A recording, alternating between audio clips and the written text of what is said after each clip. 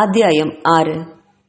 தன் மகள் தங்களை விட்டு போறத பார்த்துக்கிட்டே நின்றுட்டு இருந்த பாலசுந்தரத்திற்கு மனசெல்லாம் ரொம்ப வேதனையா அடிச்சது.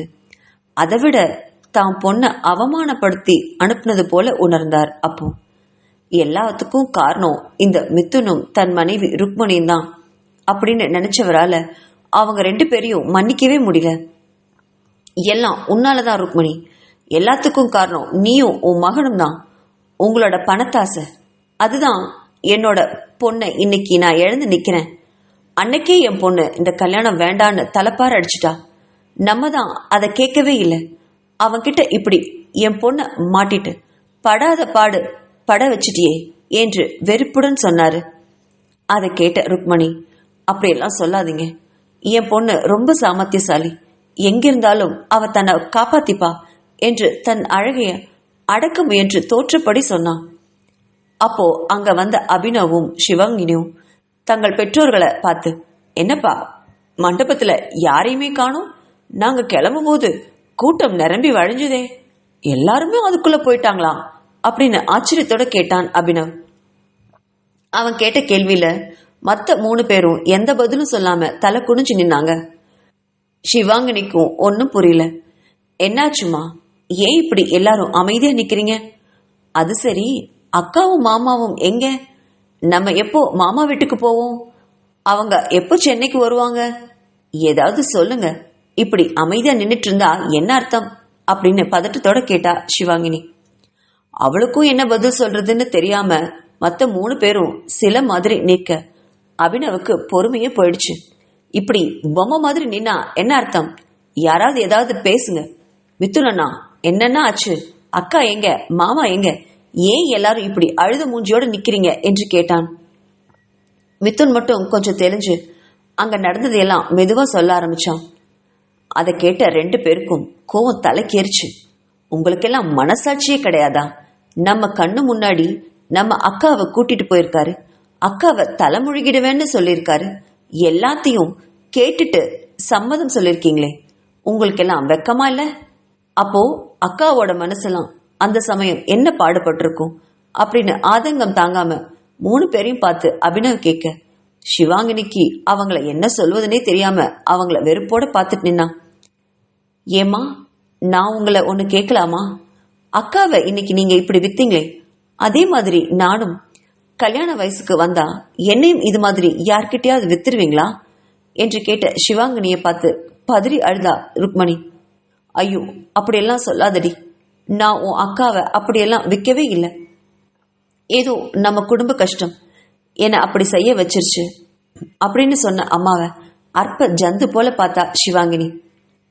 அம்மா, என்னதான் நம்ம குடும்ப சூழ்நிலைக்காக நம்ம பணத்தை வாங்கிட்டு அக்காவை கல்யாணம் பண்ணி கொடுத்திருந்தாலும் அக்காவை அவர் தலை முழுகிடுங்க அப்படின்னு சொல்லும் போது நம்ம ரோஷத்தோட அவர் கொடுத்த பணத்தை எல்லாம் அவர் மூஞ்சில தூக்கி வீசி இருந்துட்டு அக்காவை நம்மளோடய கூட்டிட்டு வந்திருந்தீங்கன்னா உங்களை தெய்வத்துக்கும் மேலா மதிச்சிருப்பேனே என்றான் சிவாங்கினி. பிறகு அப்பாவை பார்த்து திரும்பின அவ, ஏன்பா உங்களுக்கு கூடவா அக்காவை தடுத்து நிறுத்தணும்னு தோணவே இல்லை? அப்படி புருஷனோட தான் வாழணும்னு என்னப்பா கட்டாயம்? நம்ம பழைய படியே கடனோட இருந்திருந்தா கூட சந்தோஷமா இருந்திருப்போமே. ஆனா இப்போ உங்களால அக்காவை இப்படி இன்னொருத்தர்கிட்ட கொடுத்ததுக்காக உங்களால வாழ்க்கை ஃபுல்லா குற்ற உணர்வோடு தானே வாழ முடியும். சந்தோஷமும் நிம்மதியும் எப்படிப்பா வரும் அப்படின்னு கேட்டா சிவாங்கினி. தன் பொண்ணு கேட்டதுல எந்த தவறும் இல்லைன்னு உணர்ந்தவர் வெட்கத்தால தலை குனிஞ்சு அமைதியா நின்னாரு. நான் எவ்வளவோ சொன்னேம்மா, ஆனா இவங்க 2 பேரும் தான் கேட்கவே இல்லை அப்படின்னு மெதுவான குரல்ல சொன்னாரு பாலசுந்தரம். பொய் சொல்லாதீங்கப்பா, நீங்க நினைச்சிருந்தா இவங்க 2 பேரையும் தடுத்திருக்கலாம். ஆனா உங்களுக்குள்ளேயும் கடனை திருப்பி அடைக்கணுங்கிற கவலை இருந்திருக்கு, அதனாலதான் இவங்களை நீங்க தடுக்கவே இல்லை அப்படின்னு அப்பா கிட்ட கோவமா பேசினா அபினவ். அதை கேட்ட மிதுன், டேய் வயசுக்கு தகுந்த மாதிரி பேசிடா, நம்ம குடும்ப நிலைமை உனக்கு தெரியாதா என்று கேட்டவனை மறைச்சு பார்த்தான். நீ எல்லாம் பேசாதானா? உன்னோட சுயநலத்துக்காக அக்காவோட வாழ்க்கையை நாசமாக்கிட்ட. நீ ஒழுங்கா படிக்காதது உன்னோட தப்பு, அதுக்காக சொந்த அக்காவையே பலி கொடுக்க துணிஞ்சிருவியா? நீ எல்லாம் நாளைக்கு எங்களுடைய வாழ்க்கையும் நாசமாக்க மாட்டேன்னு என்ன நிச்சயம்? உனக்கெல்லாம் எதுக்கு அக்கா தங்கச்சி என்று வெறுப்புடன் சொன்னான் அபினவ். அதை கேட்ட மிதுன் அபினவ் கிட்ட வந்து ஓங்கி அவனை பலார்னு ஒரு அடி அடிச்சான். உனக்கு என்னடா தெரியும் என் நிலைமை? இப்பதானே நீ காலேஜுக்குள்ளேயே போயிருக்க. படிச்சு முடிச்சு வெளில வந்து பாருடா. அப்பதான் உனக்கு வேலை கிடைக்கிறது எவ்வளவு கஷ்டம்னு தெரியும். ஏன் கஷ்டமோ அப்பதான்டா புரியும் அப்படின்னா. தன் அண்ணன் அடிச்ச கன்னத்தை பிடிச்சிட்ட மிதுன். எவ்வளவு கஷ்டம் வந்தாலும் உன்ன மாதிரி சொந்த அக்காவை வித்து வேலை வாங்குற கேவலமான காரியத்தை நான் செத்தாலும் பண்ண மாட்டேன்னா என்று ரோசத்தோட சொன்னான் அபினவ். அங்க நடந்த கலவரத்தை கண்ட ருக்மணி, எல்லாரும் கொஞ்சம் நிறுத்துறீங்களா? எனக்கு என்னமோ மாப்பிள்ள அவ்வளவு கொடுமைக்காரரா ஒன்னும் தெரியல. அவருக்கு ஏதோ கோவம், அது என்னன்னு நமக்கு தெரியாதே. அதுவும் இல்லாம உன் அக்கா ஒன்னு முட்டாளோ கோழையோ இல்ல. அவளை காப்பாத்திக்க அவளுக்கு தெரியும். எல்லாரும் ஊருக்கு கிளம்பலாம். மாப்பிள்ளைக்கு கோபம் தீந்தா கண்டிப்பா உங்க அக்காவை நம்ம கிட்ட அழைச்சிட்டு வருவாரு அப்படின்னு சொல்லி எல்லாரையும் சமாதானம் பண்ணா ருக்மணி. சிவன்யாவை இழுத்துட்டு தன்னோட காருக்கு வந்த ருத்ரன் அவளை முன்பக்க சீட்ல உட்கார வச்சு தன்னோட காரை வேகமா எடுத்தான். அவன் அதற்கு பிறகு கார் ஓட்டிய வேகத்துல சற்று மிரண்டுதான் போனான் சிவன்யா. ஆனாலும் தன் பதட்டத்தையும் பயத்தையும் அவன்கிட்ட இனி காட்டவே கூடாதுன்னு மனசுல முடிவெடுத்தவ தைரியமா உட்கார்ந்தா. அவன் அப்படி அவளை என்னதான் செஞ்சிட முடியும்? அதிகபட்சம் அடிக்க முடியும், சித்திரவதை செய்ய முடியும், மீறினா தான்கிட்ட தவறா நடந்து கொள்ள முடியும். அதை தவிர அவன் தன்னை என்ன செஞ்சிட முடியும் என்று நினைச்சவளுக்கு நெஞ்சு பகீர் என்றது. தன்னிடம் அவன் தவறா நடந்துகிட்டா அதை தன்னால தாங்க முடியுமான்னு கூட நினைச்சு பார்த்தா. ஆனாலும் எது நடந்தாலும் இனி அவள் தான் தன்னை காப்பாத்திக்கணும்னு முடிவெடுத்ததுக்கு அப்புறம் கைகளை இறுக்கமா கட்டிக்கிட்டு நேரா உட்கார்ந்தா தைரியமா. அவளுடைய ஒவ்வொரு அசைவையும் ஓரக்கண்ணில கவனிச்சுக்கிட்டு தான் வந்தான் ருத்ரன். இந்த தைரியமும் திமிரும் இன்னும் எத்தனை நேரம் உன்கிட்ட நிலைச்சிருக்குதுன்னு நானும் பாக்குறேன்டி என்று மனதளவில் வக்ரமா நினைச்சான் ருத்ரன். கிட்டத்தட்ட 2 மணி நேரங்கள் மும்பை டிராபிக் எல்லாம் கடந்து அமைதியான பாதையில கார் ரொம்ப வேகம் எடுக்கவும் அதை கண்ட சிவன்யாவோட வயிற்றுல பயம் நெருப்பு பந்து போல அடைக்கத்தான் செஞ்சது.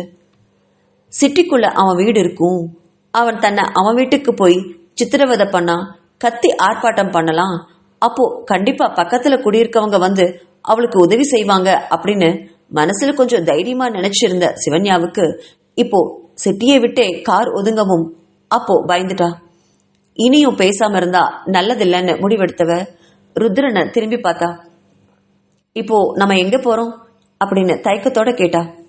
அடேங்கப்பா, இவ்வளவு நேரமும் தைரியமா திமுறா உட்கார்ந்துட்டு இருந்த, இப்ப என்ன பயம் வந்துருச்சா உனக்கு? எங்க போறோம்னு கேக்குற என்றான். அவனுடைய கடினமான குரலை கேட்டவ உதட்ட அழுத்தமா கடிச்சு ஒரு வினாடி அமைதியா இருந்தா. பிறகு, நீங்க அப்படி என்னை என்ன செஞ்சிட முடியும்? அதிகபட்சம் அடிக்க முடியும், இல்ல கொல்ல முடியும், அவ்வளவுதானே என்று கேட்ட அவளை நக்கலோட திரும்பி பார்த்தான். அட, இன்னொன்னு விட்டுட்டியம்மா இடையில. உன்னை கொல்றதுக்கு முன்னாடி நான் நினைச்சா உன்னை என்ன வேணாலும் பண்ண முடியும், அதையும் மறந்துடாத என்றவன் அவளை நக்கலோட பார்த்தான். அவன் சொன்னதுடைய பொருள் சிவன்யாவுக்கு புரியாம இல்லை. இருந்தாலும், நீங்க அப்படி என்ன ஒன்னும் பண்ணிட முடியாது. இந்த ஊர்ல போலீஸ் ஸ்டேஷன் எல்லாம் இல்லையா? நீங்க என்ன கொடுமை பண்றீங்கன்னு அங்க போய் நான் கம்ப்ளைண்ட் பண்ணுவேன் என்றால் தைரியமாக. அதை கேட்டவன் விழுந்து விழுந்து சிரிச்சான். அப்படியாமா, நீ எங்க வேணாலும் போய் கம்ப்ளைண்ட் பண்ணிக்கோ என்றவன் தன்னோட அலைபேசி எடுத்து அவகிட்ட நீட்டினான். உன்கிட்ட தான் போன் இல்ல போல இருக்கே, மண்டபத்திலே வச்சிட்டியோ? இந்தா, இத வாங்கிக்கோ. யாருக்கு வேணாலும் நீ கால் பண்ணி பேசு. உன்னை என்கிட்ட இருந்து காப்பாத்துறது ஒரு ஜீவன் இருக்கான்னு நானும் பாக்குறேனே என்றான் இலக்கார சிரிப்போட. உடனே அவனோட அலைபேசியை வாங்கினவ இப்போ யாருக்கு கூப்பிடணும் அப்படின்னு யோசிச்சபடி உட்கார்ந்தா. பக்கத்துல இருந்த ருத்ரன் அதை பார்த்து, என்ன, யாருக்கு கால் பண்ணணும்னு மறந்து போச்சா? என்னோட போன்ல Mumbai police station number save பண்ணி வச்சிருப்பேன், எடுத்து அவங்கள கூப்பிட்டு பாரு என்றவன் அவனுடைய அலைபேசியை வாங்கி லாக்கர் ரிலீஸ் பண்ணி மறுபடியும் அவகிட்டே கொடுத்தான். அத வாங்கினவ யார்கிட்ட என்ன சொல்றது? இவன் தன்கிட்ட இப்போ வரை தவறா நடந்துக்கவே இல்லையே. திருமணம் செஞ்சுட்டு அழைச்சிட்டு போறான், அவ்வளவுதானே. இத போய் யார்கிட்ட என்னன்னு கம்ப்ளைண்ட் பண்ணுவா? ஒருவேளை இவன் அடிச்சிருந்தா கூட இவன் சொல்றது மாதிரி போலீஸ் ஸ்டேஷன்ல போய் பேசலாம். இப்ப போலீஸ கூப்பிட்டு பேசி அவங்க இங்க வந்து விசாரிச்சதுக்கு அப்புறம் இங்க ஒன்னும் நடக்கலன்னு கேட்டா அவமானம் தனக்கு தான் அப்படின்னு உணர்ந்தவ அலைபேசிய மறுபடியும் அவங்கிட்டயே திருப்பி கொடுத்தா. அத வாங்கினவன், என்னம்மா, யாருக்கு கால் பண்ணி என்ன பேசணும்னு தெரியலையா என்று நக்கலோடு சொல்லிட்டு தன்னோட போனை பேண்ட் பாக்கெட்ல வச்சுட்டான். அதன் பிறகு ரொம்ப நேரம் எதுவுமே பேசாம அமைதியாவே வந்தா சிவன்யா. கார் சிட்டியிலிருந்து ரொம்ப தொலைவு வந்து மரங்கள் அதிகம் உள்ள பகுதியில கார் வழுக்கிக்கிட்டு போக, தார் ரோட்ல அந்த கார் போகவும் அந்த ரோடு எங்கே போறதுன்னு சுத்தி முத்தி பார்த்து விழிச்சா. மரங்களுக்கிடையே அவ்வப்போது கடல் அலைகள் தெரிய இன்னும் பயந்து போனான். அவளையே பார்த்துட்டு இருந்த ருத்ரன், என்னம்மா ரொம்ப பயமா இருக்கோ? இந்த பயம் அன்னைக்கு என்ன கை நீட்டி அடிக்கிறதுக்கு முன்னாடி வந்திருக்கணும் அப்படின்னு மிருகமா உரிமினான். அந்த குரல்ல திடுக்கிட்டு போய் ருத்ரனை திரும்பி பார்த்தா. ஆக அவன் நினைச்சது சரி.